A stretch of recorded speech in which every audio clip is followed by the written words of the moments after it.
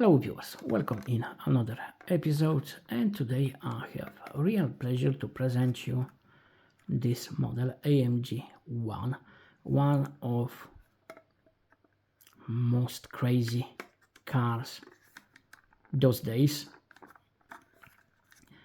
Original model, brand I never hear about, so when I got parcel from Kubish, the one which I presented on short yesterday, it took me by surprise with content, with brands.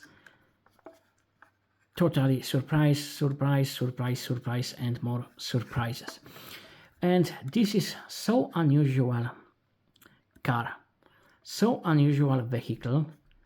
I decided I won't let it stay on a shelf for too long before I will present it. It's unlicensed, as we should expect. I've seen a few other Chinese brands making AMG One, but this livery and this manufacturer, it's something absolutely new. Until yesterday, I had no idea something like this existed. Very nice base with imitation of carbon fiber and engraved metal plate. AMG original model, 135 piece of 999, 164 scale, and car in very unusual livery, but this is real livery. Even if you look at Wikipedia, you will find this car as it was presented on IAA in Munich in 2021, so even before we started manufacturing cars for clients. Around 275, I think, were made for various clients. There was more people looking for it, but Mercedes decided no, that's enough.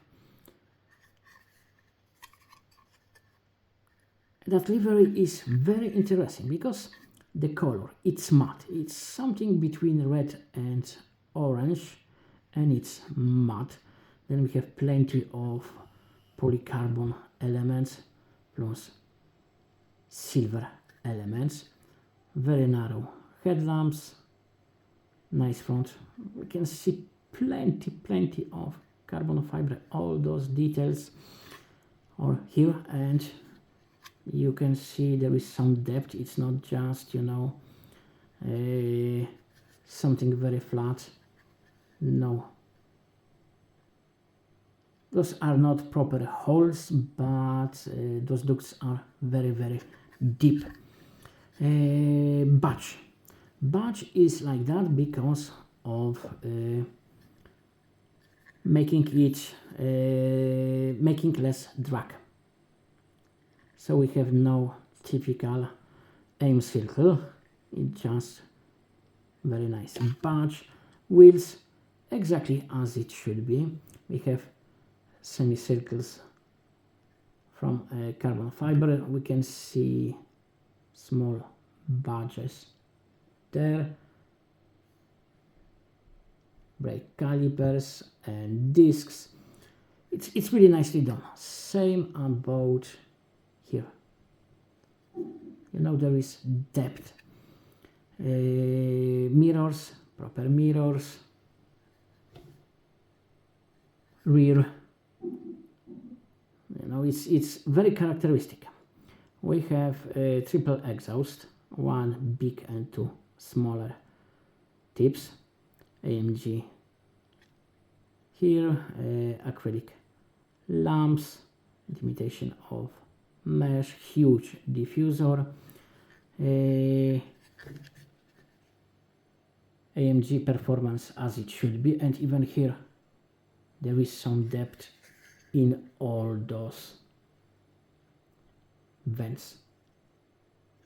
So this is really nice. There is even a, it's not like a separate element but the wing have separate piece as well, and then it can move and hide there. Interior, it's really nice. Even if we look from the top, you can see some carbon fiber, you can see steering wheel like Formula One, and that's not an accident, not just a coincidence. Branded seats, which are very, very interesting because you can adjust those seats. You can't move those seats.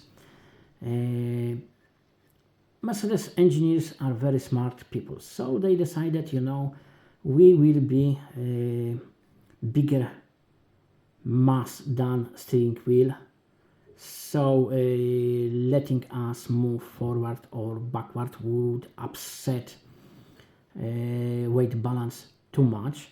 So they decided, no, that's the perfect place for such a big mass in this car. And this car is quite light as for something so powerful and something so crazy, because its mass is just few kilograms shy of 1700 kilograms, which for supercars or hypercar it's really low. So because we can't adjust seat, we can adjust this steering wheel, but that's something normal. Even if we can move seat, usually we can adjust seat. Steering wheel, and there is bunch, there is some switches we can see to display, but also we can adjust pedals. Yes, you can move pedals forward or backward just to find a place which is best for you. And you know, the interior is really, really nice in it. You can see those displays. The middle one, that's the console with infotainment, typical for Mercedes from what I know, and then there is that display with plenty of information for this crazy car. And maybe now I will just show you car at different angles and talk a little bit about car itself.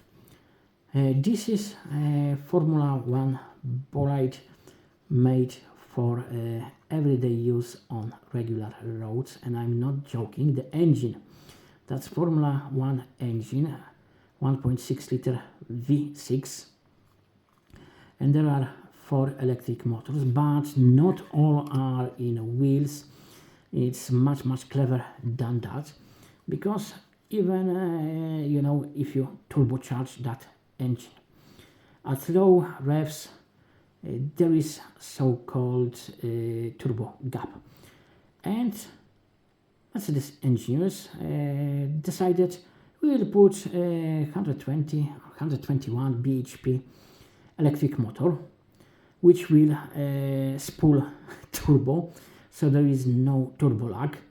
There is always constant flow of air, so that engine is more powerful than engine in my small car. The total power of the whole system is a little bit above 1050 bhp, 151, 52, something like this. Then there is speed. It's limited, yes, it is limited to little over 350 kilometers per hour, because why not? Acceleration, crazy acceleration, from 0 to 100 kilometers per hour in less than 3 seconds. It's 2.7 or 2.9 something in this range, or from 0 to 200 kilometers per hour in 7 seconds. So that's really crazy. And of course it's slightly modified to be more viable for roads. People are using, you know, it as everyday car. I was even watching a video with man who owns one of those, and if I remember correctly, he already made more than 100,000 kilometers in it, which if he stick to what Mercedes is saying, it means that's his third engine in, because those engines should last 50,000 kilometers, which is amazing result. You know, the Formula One engines are not able to last so long. Of course, they are just not as powerful, not as crazy, but they are still crazy. And 50,000 kilometers, that's amazing result. So this is all about this car. It's something I really love, because maybe it's not concept car, but it's not that far away. That's proper engineer craziness. You know, just prove you can do something. And it works. I'm really happy we are making cars like that, because that's the statement. Maybe it makes no sense apart from those really rich people, because they can show, oh, look what I'm driving, you poor people. It's something you can dream about. I'm thinking about it more really like engineer achievement. What is your take on it?